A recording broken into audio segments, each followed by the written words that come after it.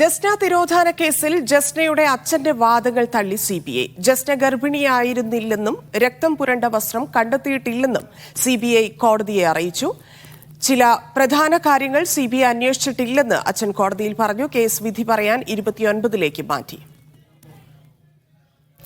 ഇപ്പോൾ ജസ്നയുടെ അച്ഛൻ മാധ്യമങ്ങളെ കാണുന്നു. തത്സമയം.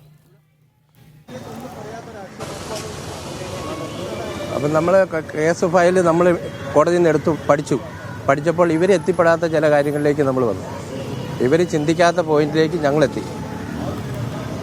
ഇപ്പോൾ അച്ഛൻ നേരത്തെ പറഞ്ഞ വാദങ്ങളൊക്കെ എതിർത്താണ് ഇപ്പോൾ കോടതിയിൽ CBI മറുപടി നൽകിയിരിക്കുന്നത്. അത്തരത്തിൽ രക്തം പുരണ്ട വസ്ത്രങ്ങൾ ഉണ്ടായിരുന്നില്ല അങ്ങനെയാണ് പറയുന്നത്. അത് നമ്മൾ ആദ്യം തന്നെ ലോക്കൽ പോലീസ് അന്വേഷിച്ചപ്പോൾ നമ്മൾ കൊടുത്ത സാധനമാണ്. അത് തുടരന്വേഷണം ക്രൈംബ്രാഞ്ച് വന്നാലും CBI വന്നാലും ആ നമ്മുടെ വീട്ടിൽ നിന്ന് എടുത്തുകൊണ്ട് പോയ സാധനങ്ങൾ അടുത്ത അന്വേഷണക്കാരെ ഏൽപ്പിക്കുന്നതാണ് നമ്മൾ കരുതുന്നത്. അപ്പോൾ നമ്മളിത് ഏതൊക്കെ ചെക്ക് ചെയ്തെന്ന് ക്രൈംബ്രാഞ്ചിനോടോ CBIയോടോ ചോദിക്കേണ്ട കാര്യമില്ല. ഒരന്വേഷണം നടന്ന അടുത്തത് ആരുടെയാണോ അവരിലേക്ക് മുഴുവൻ റെക്കോർഡ്സും ചെന്ന് കാണുമെന്നാണ് നമ്മൾ വിചാരിക്കും. വീട്ടിൽ നിന്നൂടെ ഫോണ്, അവൾ എഴുതിയ ഡയറി, അതെല്ലാം തുടരന്വേഷണക്കാരുടെ ചെല്ലുമെന്നാണ് നമ്മൾ കരുതുന്നത്. അപ്പോൾ അതുകൊണ്ട് നമ്മൾ പ്രത്യേകിച്ച് പറഞ്ഞില്ല. നമ്മളിപ്പോൾ ഇവരുടെ കേസ് എല്ലാം നമ്മൾ പഠിച്ചു കഴിഞ്ഞപ്പോൾ, ഇവരുടെ കേസ് ഫയൽ നമ്മൾ പഠിച്ചു കഴിഞ്ഞപ്പോൾ ഞാൻ ആവശ്യപ്പെട്ടു, നമ്മൾ അഡ്വക്കേറ്റ് വെച്ചിട്ടുണ്ട് ഇവിടെ.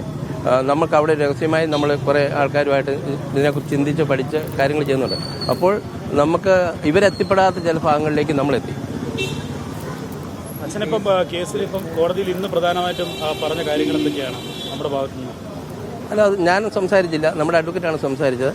ആ പുള്ളി അടുത്ത കുറേ കാര്യങ്ങളിലൂടെ ഇപ്പോൾ അന്വേഷണ ഉദ്യോഗസ്ഥർക്ക് അന്വേഷണത്തിൽ എത്തിപ്പെടാത്ത കാര്യങ്ങൾ കോടതിയെ ബോധിപ്പിച്ചിട്ടുണ്ട്. ഇപ്പോൾ 23-ാം തീയതി വെച്ചിരിക്കാം. അതുമായി ബന്ധപ്പെട്ട തെളിവുകൾ കൈമാറാമെന്ന് പറഞ്ഞിട്ടുണ്ട്.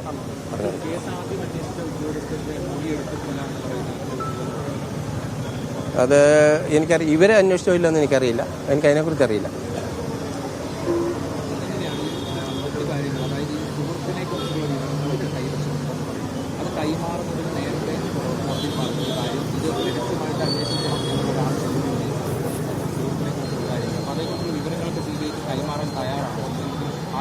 ഇല്ല, ഇപ്പോൾ ഉടനെ തയ്യാറാകില്ല. അപ്പം അവർ ആ രീതിയിലേക്ക് ചിന്തിക്കുകയാണെങ്കിൽ, നമ്മൾ പോയ ആശയത്തിലേക്ക് അവർ ചിന്തിക്കുകയാണെങ്കിൽ കോടതിയിൽ കൊടുക്കും.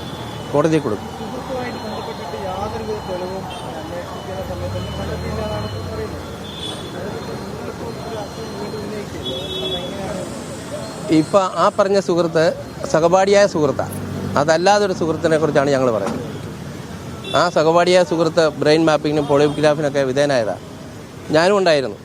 അപ്പോൾ മാധ്യമങ്ങളെ കാണുകയായിരുന്നു. സഹോദരനെ